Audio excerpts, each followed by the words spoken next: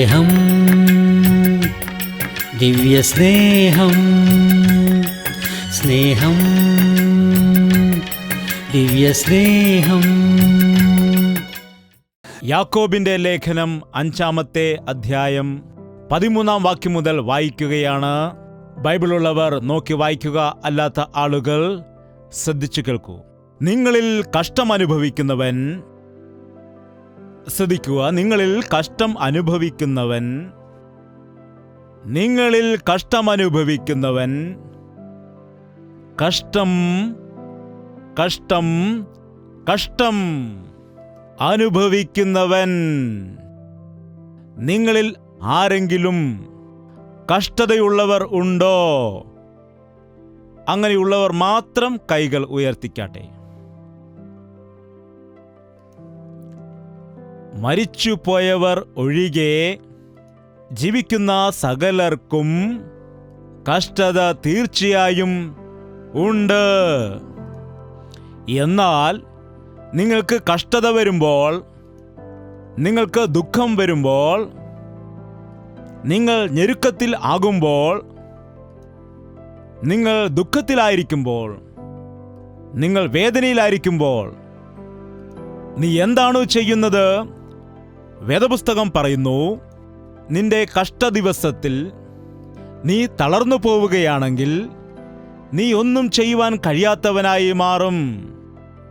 അതുകൊണ്ട് സാത്താന് നമ്മെ ഒന്നിനും കൊള്ളാത്തവനാക്കി മാറ്റി എടുക്കണമെന്നുണ്ടെങ്കിൽ നമുക്ക് എന്ത് നൽകും?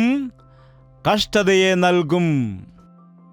ആ കഷ്ടത വരുമ്പോൾ നീ തളർന്നു പോയാൽ, നീ നിരാശപ്പെട്ടു പോയാൽ, നീ വീണു പോവുകയാണെങ്കിൽ, മരിച്ചു പോകാമെന്ന് നീ ചിന്തിക്കുകയാണെങ്കിൽ നിനക്ക് കഴിവില്ലാത്തവനായിട്ട് മാറും.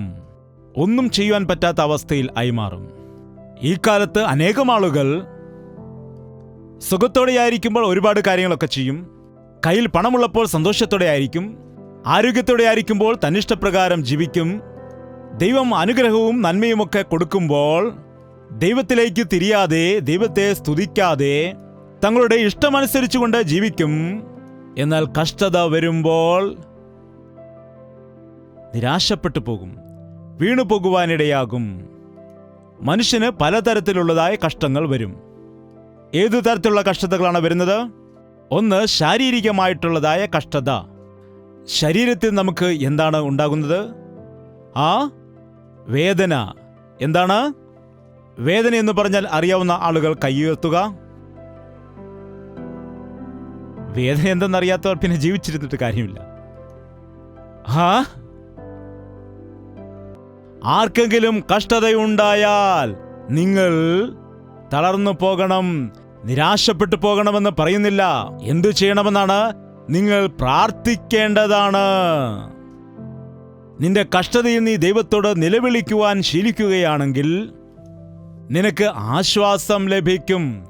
നീ എത്രയും വേദന അനുഭവിച്ചുവോ, എത്രമാത്രം നീ ദുഃഖിച്ചുവോ, എത്ര കഷ്ടത നീ അനുഭവിച്ചുവോ, അതിൻ്റെ അനേകം ഇരട്ടിയായിട്ട് സംതൃപ്തിയെയും സന്തോഷത്തെയും പ്രാപിക്കുവാൻ കഴിയും. എന്നാൽ ഈ കാലത്തുള്ളതായ മനുഷ്യൻ കഷ്ടത വരുമ്പോൾ ദൈവസന്നിധിയിലേക്ക് വരുന്നില്ല. കഷ്ടതയുടെ മധ്യയിൽ ദൈവത്തെ അവർ ഓർക്കുന്നതേയില്ല. കഷ്ടതയിൽ അവർ ദൈവത്തോട് നിലവിളിക്കുന്നില്ല. നോക്കുക, നിങ്ങൾക്ക് കഷ്ടത വന്നെങ്കിൽ മുഴങ്കാലിൽ ഇരിക്കുക. നിനക്ക് കഷ്ടത വരുമ്പോൾ, അല്ലെങ്കിൽ നിന്നെ ആരെങ്കിലും നിന്ദിച്ചാൽ, ആരെങ്കിലും നിനക്കെതിരായി നിൽക്കുമ്പോൾ, നിന്റെ ഭാര്യ നിന്നെ അപമാനിച്ചാൽ, നിന്റെ ഭർത്താവ് നിന്നെ നിന്ദിക്കുകയാണെങ്കിൽ നീ നിരാശപ്പെടരുത്. എന്തു ചെയ്യണം? നീ പ്രാർത്ഥന ചെയ്യേണ്ടതാണ്. ദാവീദ് അവന്റെ ജീവിതത്തിലെ പ്രതിസന്ധിയുടെ മധ്യയിൽ പ്രാർത്ഥിക്കുവാനായി ശീലിച്ചിരുന്നു. ദാവീദിനെ തന്റെ സഹോദരന്മാർ തള്ളിക്കളഞ്ഞു. അവൻ മുതിർന്നു കഴിഞ്ഞപ്പോൾ രാജാവായിട്ട് അഭിഷേകം ചെയ്തതിന് ശേഷം ഒരുപാട് ആളുകൾ അവനെ ശത്രുക്കളായിട്ട് മാറി. ശൗല് തന്റെ മകളെ കൊണ്ട് വിവാഹം കഴിപ്പിച്ചു. എന്നാൽ സ്വന്തം മകളെ വിവാഹം കഴിപ്പിച്ചു കൊടുത്ത ശൗല് ദാവീദിനെ കൊല്ലുവാൻ വേണ്ടി പരിശ്രമിക്കുന്നു. അവന്റെ ഭാര്യ അവനെ നിന്ദിക്കുകയാണ് ചെയ്യുന്നത്. നീ ദൈവത്തിന്റെ സന്നിധിയിൽ നൃത്തം ചെയ്തെന്ന് പറഞ്ഞ് ഭാര്യ അവനെ നിന്ദിക്കുകയും അപമാനിക്കുകയും ചെയ്തു.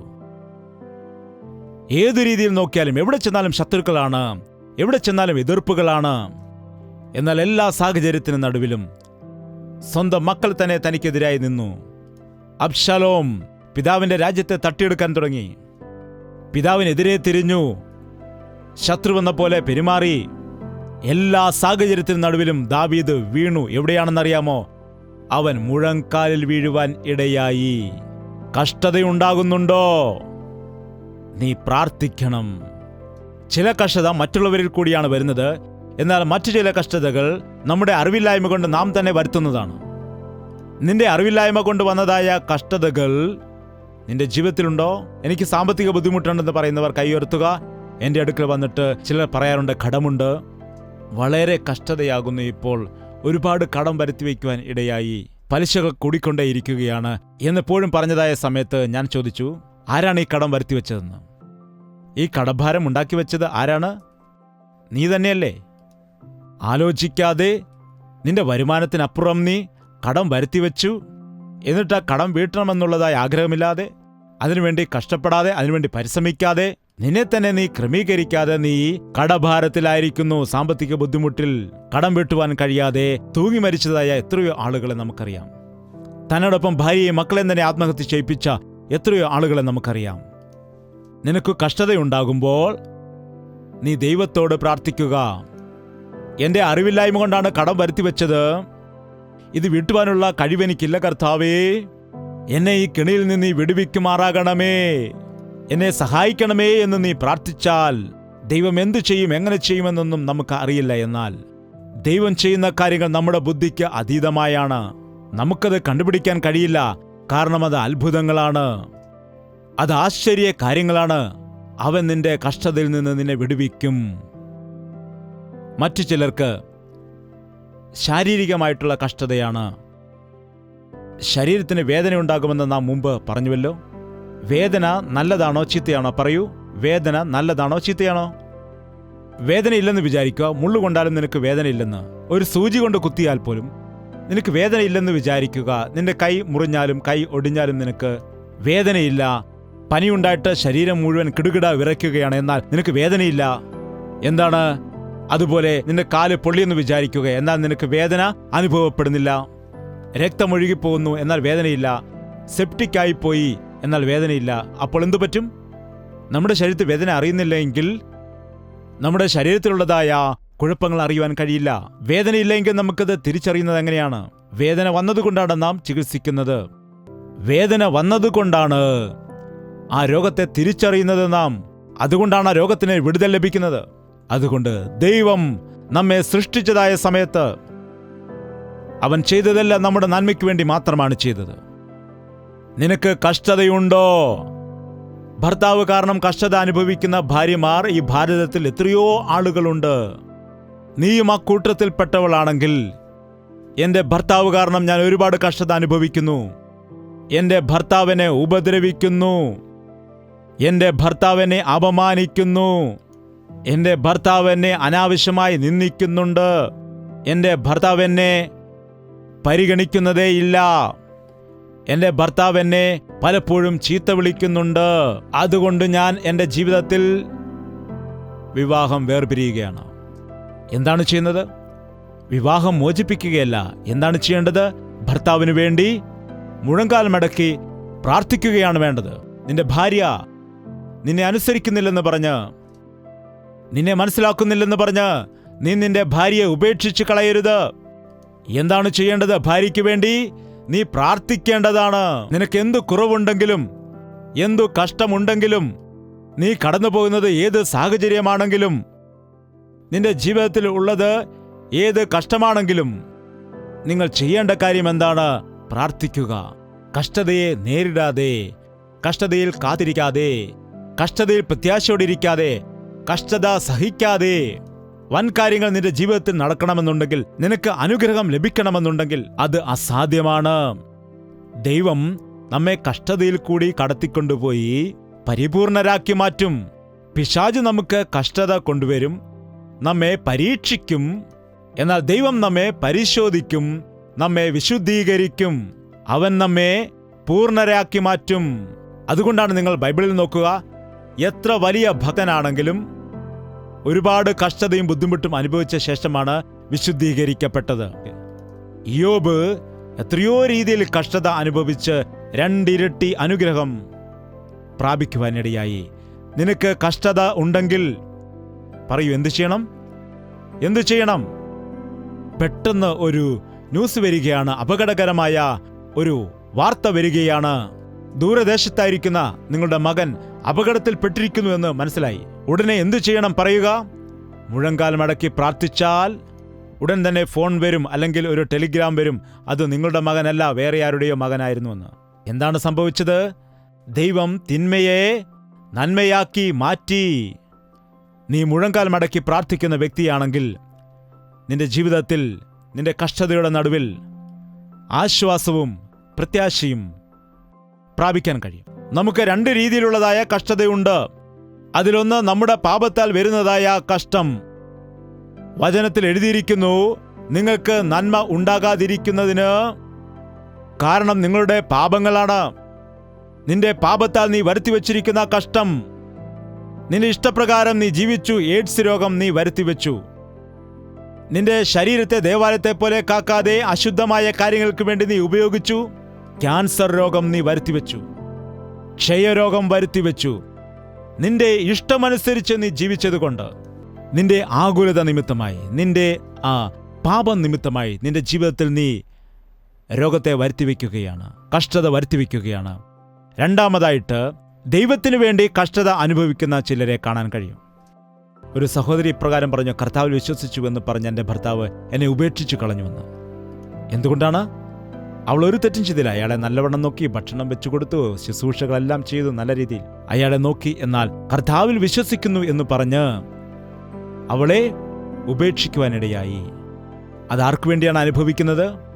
എന്താണ്? എൻ്റെ നിമിത്തം നിങ്ങളെ പഴിക്കുകയും ഉപദ്രവിക്കുകയും നിങ്ങളെക്കൊണ്ട് എല്ലാ തിന്മയും കളവായി പറയുകയും ചെയ്യുമ്പോൾ നിങ്ങൾ ഭാഗ്യവാന്മാർ, സ്വർഗത്തിൽ നിങ്ങളുടെ പ്രതിഫലം വലുതാകൊണ്ട് സന്തോഷിച്ച് ഉല്ലസിപ്പീൻ എന്ന് പറയുന്നു. അങ്ങനെ പാട്ടുകൾ പാടി അവന്റെ നാമത്തെ സ്തുതിക്കുകയും അവനിൽ സന്തോഷിക്കുകയും ചെയ്യാം നമുക്ക്. അങ്ങനെ നിങ്ങളുടെ ജീവിതം എപ്പോഴും മറ്റുള്ളവരിൽ ആശ്രയിച്ച് അവരുടെ സഹായം ജീവിക്കുന്നതിനേക്കാൾ നിങ്ങളുടെ കർത്താവിന്റെ കരം പിടിച്ച് സന്തോഷിച്ച് ഉല്ലസിച്ച് ആനന്ദത്തോടുകൂടി മുൻപോട്ട് പോകുന്ന ഒരു ക്രിസ്തീയ ജീവിതത്തെ നയിക്കുവാനായിട്ട് കഴിയും. ആ ജീവിതം നമുക്കെല്ലാവർക്കും ദൈവം നൽകുമാറാകട്ടെ. എല്ലാവരും എഴുന്നേറ്റ് നിൽക്കാൻ നമുക്ക് പ്രാർത്ഥിക്കാം. പ്രാർത്ഥന. ഈ ദിവസം നിന്റെ സകല ഭയങ്ങളിൽ നിന്നും, നിന്റെ കഷ്ടതയിൽ നിന്ന്, നിന്റെ എല്ലാ പ്രതികൂലത്തിൽ നിന്നും നിന്നെ വിടുവിക്കുന്നവനായ കർത്താവ് നിന്നോട് കൂടെയുണ്ട്.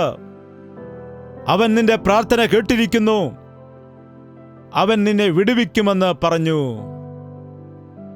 നിന്റെ ജീവിതത്തിൽ ഈ ക്ഷണം മുതൽ ഒരു അത്ഭുതം നടക്കാൻ പോവുകയാണെന്ന് വിശ്വസിക്കൂ. പിൻപിലുള്ളതെല്ലാം മറന്നുകൊണ്ട് മുൻപിലുള്ളതിനു വേണ്ടി നീ ഓടുക. എത്ര കാലം ഈ കഷ്ടത അനുഭവിക്കണം? എത്ര കാലം ഈ നിന്ദകൾ എനിക്ക് ചുമക്കണം? എത്ര കാലം ഈ അപമാനങ്ങൾ സഹിക്കണം? എത്ര കാലം ഈ രോഗങ്ങൾ സഹിക്കണം എന്നുള്ള വേദനയോടുകൂടിയായിരിക്കാം ഒരുപക്ഷെ നീ കടന്നു വന്നത്. നിന്നെ സൗഖ്യമാക്കുന്ന യഹോവ ഞാനാണ് എന്ന് പറഞ്ഞതായ കർത്താവ് ഈ ദിവസം നിന്റെ രോഗത്തിൽ നിന്ന് വിടുതൽ നൽകി നിന്റെ സങ്കടങ്ങളെയെല്ലാം മാറ്റിയിട്ട് നിന്റെ ജീവിതത്തെ മാറ്റി ഒരു പുതിയ ജീവിതത്തെ കർത്താവ് നിനക്ക് നൽകുകയാണ്. വിശ്വസ്തനായ ഞങ്ങളുടെ ദൈവമേ, സൗഖ്യമാക്കുന്നതായ കർത്താവേ, ജയം നൽകുന്നതായ ദൈവമേ, ഈ ദിവസം എൻ്റെ സങ്കടം ഇതാണ്, എൻ്റെ പ്രതികൂലം ഇതാണ്, എൻ്റെ രോഗം ഇന്നതാണ്, എൻ്റെ ആവശ്യം ഇന്നതാണ് എന്നാരൊക്കെയാണോ നിന്നോട് പ്രാർത്ഥിച്ചു കൊണ്ടിരിക്കുന്നത്, അവരുടെ ജീവിതത്തിൽ വിടുതൽ കൊടുക്കണമേ കർത്താവേ. ഈ ദിവസം മുതൽ നിന്നോട് വിളിച്ചപേക്ഷിക്കുന്നവരായി നിന്റെ സന്നിധിയിൽ ചിലവഴിക്കുന്ന ആളുകളായി തീരുവാൻ ഞങ്ങളെ എല്ലാവരെയും നീ സഹായിക്കുമാറാകണമേ. കഷ്ടത വന്നുവെന്ന് പറഞ്ഞ് നിരാശപ്പെടാതെ, കഷ്ടതയിലായിരുന്നത് എനിക്ക് നന്മയായിരുന്നുവെന്ന് പറയാൻ, ആ സാക്ഷ്യം പറയുവാൻ ഞങ്ങൾ എല്ലാവരെയും നീ സഹായിക്കണമേ. കഷ്ടതയിൽ കൂടി സഹിഷ്ണുതയും, കഷ്ടതയിൽ കൂടി വിശുദ്ധിയെയും, കഷ്ടതയിൽ കൂടി പ്രത്യാശയും സിദ്ധതയും പ്രാപിച്ചെടുക്കുന്നവരായിട്ട് കഷ്ടതയിൽ സന്തോഷിക്കുവാനായിട്ട് ഞങ്ങളെ ഓരോരുത്തരെയും നീ സഹായിക്കണമേ. പാപത്താൽ വരുത്തിവെച്ചതായ കഷ്ടതകൾ, പാപത്താൽ വരുത്തിവെച്ചതായ രോഗങ്ങൾ ഈ ദിവസം ആരുടെയൊക്കെ ജീവിതത്തിലാണോ അങ്ങനെയുള്ള കഷ്ടതകൾ ഉണ്ടായിരിക്കുന്നത്, അങ്ങനെയുള്ള ആളുകളെ നസ്രയനായ യേശുക്രിസ്തുവിന്റെ നാമത്തിൽ വിടുവിക്കുകയാണ് പിതാവേ. ആമേൻ, ആമേൻ, ആമേൻ.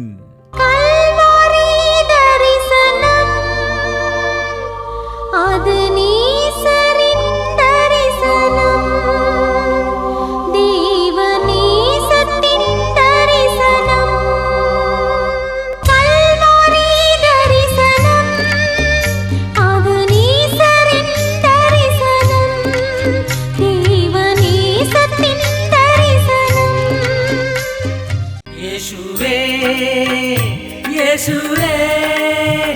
യേശുവേ, യേശുവേ, യേശുവേ, യേശുവേ, യേശുവേ, യേശുവേ. നിന്നെ നിന്നെ എന്നും ഞാൻ സേവിക്കും, നീ മാത്രം രാജാവെന്നും. നിന്നെ നിന്നെ എന്നും ഞാൻ സേവിക്കും, നീ മാത്രം രാജാവെന്നും.